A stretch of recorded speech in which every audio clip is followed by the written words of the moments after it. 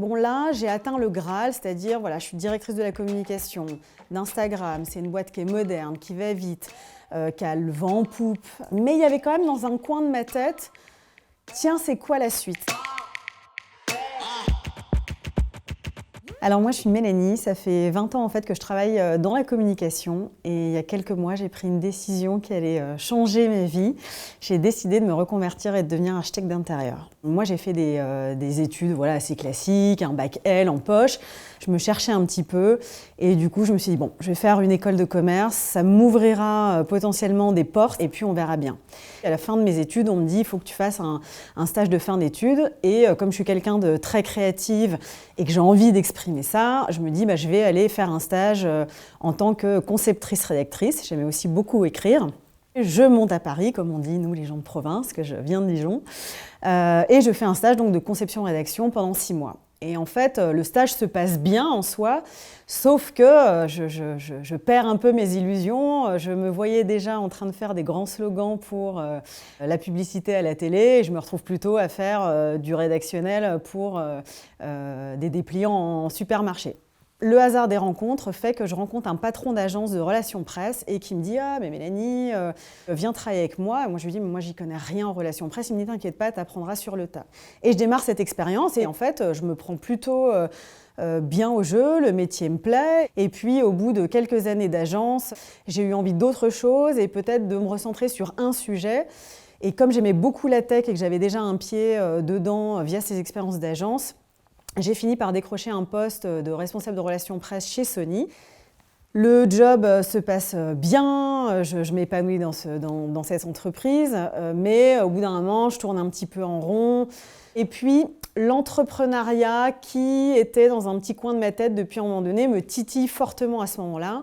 Et je quitte Sony au bout de 6 ans et je me dis, là c'est parti, je vais monter ma boîte, etc. Donc j'avais un projet en tête. Et en fait, c'est au même moment que je décide de faire mon premier enfant. Et donc là, tout à coup, je me mets à réaliser avec l'aide de mes amis et de mes proches que ça va être très compliqué de gérer un premier enfant et de monter une entreprise. Finalement, je me dis, c'est peut-être pas une bonne idée. Donc, je fais mon enfant, je prends du temps un petit peu pour moi. Et à la fin de mon congé maternité, je me dis, bon, il faut que je regarde un peu ce qui se passe. J'étais certaine d'une chose, c'est de ne pas vouloir m'enfermer à nouveau dans la tech et d'essayer de trouver un job qui me rapproche le plus possible de l'entrepreneuriat. Je cherchais en fait un poste avec une grande autonomie. Et là, il se trouve que je suis approchée par les équipes d'Instagram qui créent en fait l'équipe en France à ce moment-là et qui me disent « on recherche une directrice de la communication pour la France ». Et là, je passe les entretiens et on me vend vraiment le poste comme il y a tout à créer et tu as une grande autonomie, tu peux décider de ce que tu vas faire, de comment tu vas faire les campagnes, etc. Donc je passe les entretiens, je décroche le job et me voilà chez Instagram à diriger la communication en France puis en Europe du Sud. Bon là, j'ai atteint le Graal, c'est-à-dire je suis directrice de la communication d'Instagram. C'est une boîte qui est moderne, qui va vite, qui a le vent en poupe. On bosse sur des beaux projets, les sujets sont extrêmement variés. Mais il y avait quand même dans un coin de ma tête, tiens, c'est quoi la suite ? Finalement, j'avais l'impression de passer plus de temps à faire beaucoup d'admin plutôt qu'à faire vraiment ce que j'aime, c'est-à-dire monter des campagnes, définir la stratégie, même aussi de l'opérationnel. J'adore faire des événements, j'adore faire des prises de parole, toutes ces choses. Et en fait, je me retrouvais un petit peu moins dans ce que j'aimais faire. Et en fait, ce qui a accéléré ma réflexion, c'est le Covid. Petit à petit, ça me disait, mais tiens, est-ce que ce ne serait pas le bon moment quand même de réfléchir à ce que tu as envie de faire pour la suite et de ne pas attendre effectivement d'avoir une crise ou d'être vraiment extrêmement malheureux parce que des projets, on en a encore plein qui étaient chouettes à venir, etc. Mais je sentais que j'arrivais aussi au bout d'un cycle. 6 ans, c'est énorme pour moi. J'ai fait 6 ans chez Sony, 6 ans chez Instagram. Et en fait, une amie m'a dit « Ah, mais tu as l'air perdu pour la suite, est-ce que tu connais Chance ? Tu devrais essayer de faire ce parcours. C'est un parcours en fait, qui aide les gens à trouver leur voie. Et il peut y avoir plusieurs issues possibles. Peut-être qu'à la fin, tu vas décider de rester chez Instagram, mais de trouver un autre poste. Ou alors de continuer à faire ton métier, mais dans un autre environnement. Ou alors de changer complètement de voie. C'est vraiment un programme d'introspection en fait, beaucoup plus poussé qu'un simple bilan de compétences, qui nous aide vraiment à aller chercher au plus profond de nous-mêmes et à réfléchir à ce qu'on a envie de faire. Et on est accompagné en fait par un coach physique pour justement nous aider à poser un peu les premières réflexions, tirer les conclusions, nous rechallenger aussi. Donc je fais ce parcours qui dure 3 mois et demi, 4 mois. Et à la fin, j'acte complètement en fait un nouveau projet professionnel, mais comme une révélation. C'est-à-dire, depuis très longtemps, je dis à mon entourage ou à mes parents, si je n'avais pas fait de la communication, j'aurais été architecte d'intérieur. Mais j'avais un peu enfoui cette passion ou ce rêve de manière très lointaine, puisque en fait, il fallait faire 5 ans d'études pour être architecte d'intérieur. Je vais avoir 43 ans, j'ai aucune envie honnêtement de reprendre autant d'études, donc j'avais vraiment laissé tomber.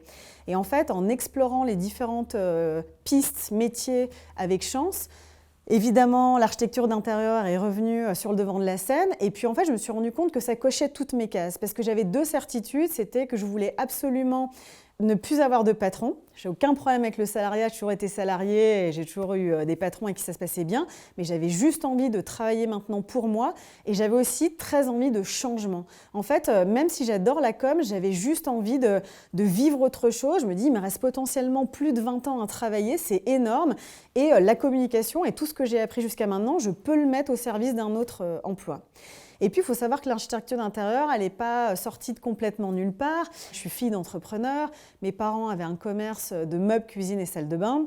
Je l'ai vu dessiner des plans, coordonner des chantiers, travailler avec des artisans. Mon grand-père était ébéniste, l'autre maçon. Enfin voilà, ça fait quand même beaucoup de signaux qui font que ça me poussait vers cette direction-là.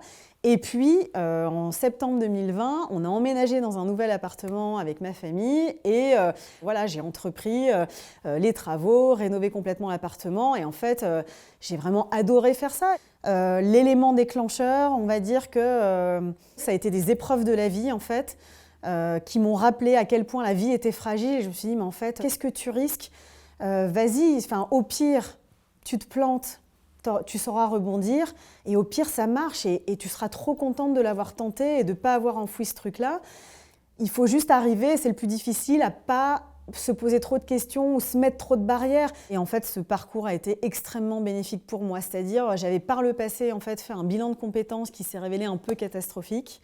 Je pense aussi parce que j'avais pas le bon interlocuteur en face de moi et que c'était pas très poussé parce qu'en fait ça se concentrait uniquement sur les compétences.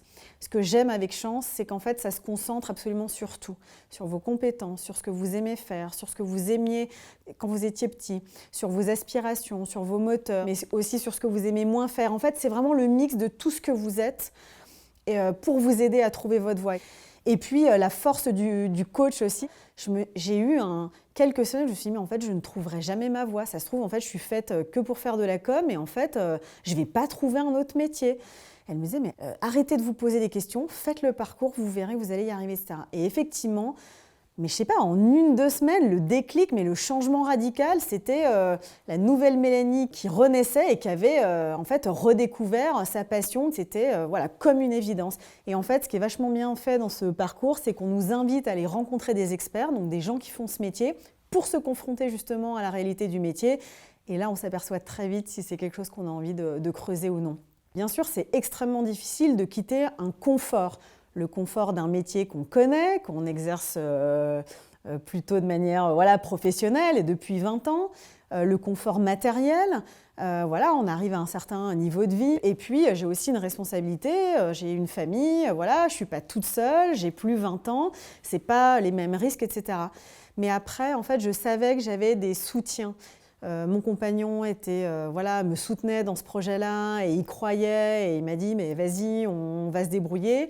Depuis 2019, Pôle emploi soutient les adultes qui se reconvertissent et qui créent leur entreprise, donc on a droit aux indemnités chômage.